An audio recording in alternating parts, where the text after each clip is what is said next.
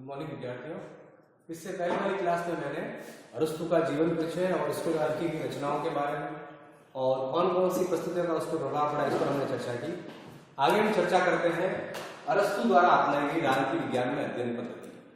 कोई भी विचारक जब अध्ययन करता है तो उसका एक मेथड होता है जिस मेथड से वो उस विषय को समझने का प्रयास करता है।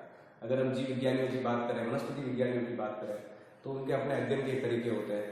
केमिस्ट्री की बात करें, फिजिक्स की बात करें तो उनके अपने अध्ययन के तरीके होते हैं। इसी प्रकार जिन राजनीतिक विज्ञानियों ने राजनीतिक विषयों को चिंतन किया उनकी अपनी एक अध्ययन पद्धति है। क्योंकि मैंने पहले ही कहा कि अरस्तु जो है वो प्रथम राज वैज्ञानिक है, यानी उन्होंने वैज्ञानिक की भांति अध्ययन किया है, तो उसकी अध्ययन पद्धति भी जो है वो वैज्ञानिक की तरह है। हम बात करते हैं उसके अध्ययन पद्धति में सबसे पहले उद्गमनात्मक या उसको हम आगमनात्मक भी कहते हैं। विशुद्ध रूप से इस प्रणाली को साइंस के विद्यार्थी अपनाते हैं। किसी भी वस्तु का विश्लेषण करना, उसकी खोज करना और उसके बाद तथ्यों का प्रतिपादन करना या सत्य का प्रतिपादन करना कहलाता है आगमनात्मक पद्धति। तो चूंकि मैंने पहले कहा था कि इसके पिता जो है वैज्ञानिक थे, चिकित्सक थे, तो इसने भी राजनीतिक विषयों का अध्ययन करने के लिए आगमनात्मक शैली को अपनाया, जिसे हम कहते हैं विशेष से सामान्य की। यानी हम एक विशेष वस्तु हाथ में लेते हैं और उसके बारे में सामान्य सिद्धांतों का प्रतिपादन करते हैं। तो इसने भी जब राजनीतिक विषयों में अध्ययन किया तो सबसे पहले उसने आगमनात्मक शैली को अपनाया। यानी कोई विशेष, जैसे मान लीजिए आदर्श राज्य कैसा हो, तो आदर्श राज्य को पकड़ा उसने और उसके बारे में किस प्रकार इसको लागू किया जाए उसके बारे में सामान्य सिद्धांतों की प्रतिस्थापना की। इसलिए इस शैली को कहा जाता है विशेष से सामान्य। अगर यहाँ प्रणाली होती निगमनात्मक, जिसको प्लेटो ने अपनाया, तो वहां होगा सामान्य से विशेष को। क्योंकि ये शैली कैसी है, आगमनात्मक, तो इसका अभिप्राय क्या है, ये शैली एक विशेष वस्तु को पकड़ती है और उसके बारे में सामान्य सिद्धांतों का प्रतिपादन करती है। जैसे अगर हम जीव विज्ञानियों की बात करें, जितने भी जो वनस्पति विज्ञानी हैं, जो मानव शास्त्र का अध्ययन करते हैं, मानव अंगों का अध्ययन करते हैं या वनस्पति विज्ञान का अध्ययन करते हैं, वे विशुद्ध रूप से आगमनात्मक शैली अपनाते हैं और उनके पास एक विषय होता है, उस पर वो सामान्य सिद्धांतों की स्थापना करते हैं। तो अरस्तु की जो अध्ययन शैली थी वो विशुद्ध रूप से सबसे पहले आगमनात्मक शैली थी और इसी शैली के कारण अरस्तु को प्रथम राज वैज्ञानिक कहा गया। दूसरा उसकी शैली थी ऐतिहासिक। यद्यपि ऐतिहासिक शैली आदर्शवाद का हिस्सा होती है, लेकिन फिर भी ऐतिहासिक शैली जीव विज्ञानी भी अपनाते हैं और वनस्पति विज्ञानी भी अपनाते हैं। तो इसने भी अपने काल के कालखंड को समझने के लिए या अपने सिद्धांतों की प्रतिस्थापना के लिए हिस्टोरिकल मेथड्स अपनाए, जिसे हम कहते हैं ऐतिहासिक विधि। यानी अगर आपको आज के भारत का पता करना है, आज की व्यवस्थाओं का पता करना है, या मान लीजिए आपको पता करना है संसद कहां से पैदा हुई, संसद कैसे आई, तो इसके इतिहास में आपको जाना पड़ेगा।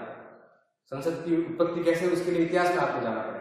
तो आज का जो राज्य ऐसा क्यों है, इसको समझने के लिए आपको इतिहास में जाना पड़ेगा। तो अरस्तु ने जो शैली अपनाई वो ऐतिहासिक विधि भी थी और ऐसा करते समय कहते हैं कि उसने 158 संविधानों का तुलनात्मक अध्ययन भी किया और उनकी उत्पत्ति के इतिहास का भी अध्ययन किया और अध्ययन करने के बाद अपने सिद्धांतों की प्रतिस्थापना की। अगला है सादृश्यात्मक वाची विधि। इसका अर्थ होता है कि आज की घटनाओं को जस्टिफाई करने के लिए वनस्पति जगत से या प्राणी जगत से या चिकित्सा विज्ञान से तथ्यों को लेना और अपनी बात को सिद्ध करना। जैसे प्लेटो कहा करते थे कि एक अच्छा गडरिया वो होता है जो श्रेष्ठ भेड़िए का या श्रेष्ठ भेड़ का अन्य भेड़ों से सत्संग करवाता है ताकि अच्छी नस्लों की उत्पत्ति हो। यानी वो अपनी बात को सिद्ध करने के लिए बता रहा है कि शासन करने के लिए योग्य व्यक्तियों के हाथ में सत्ता दी जाए, कमजोर व्यक्ति राज्य के काम का नहीं है। इसी प्रणाली को इसने भी अपनाया। फर्क यह है कि जहां उसने जीव जगत से तथ्यों को लिया, वहां उसने चिकित्सा क्षेत्र से इन तथ्यों को उठाया। यानी आज अपनी बात को सिद्ध करने के लिए सादृश्यवाची प्रणाली का उसने प्रयोग किया। अगला है विश्लेषणात्मक विधि। ये वही विधि है जिसमें आप चीजों का विश्लेषण करते हैं। मान लीजिए उस समय तत्कालिक यूनान में 158 संविधान प्रचलित थे, तो कौन सा संविधान बेस्ट है, किसमें क्या खामी है, उन सबका अध्ययन करने के बाद उसने अपना संविधानों का वर्गीकरण यूनान के सामने पेश किया अपनी पुस्तक द पॉलिटिक्स में कि मैंने 158 संविधानों का अध्ययन किया।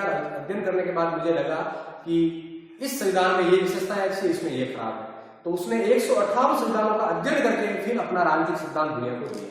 अगला है इसकी शैली निबंधात्मक शैली थी। जहां हम प्लेटो की शैली की बात करें तो वो एक संवाद शैली थी जिसके अंदर आप प्रश्न कीजिए और अगले से उत्तर प्राप्त कीजिए। इसने जो शैली अपनाई वो निबंधात्मक शैली थी।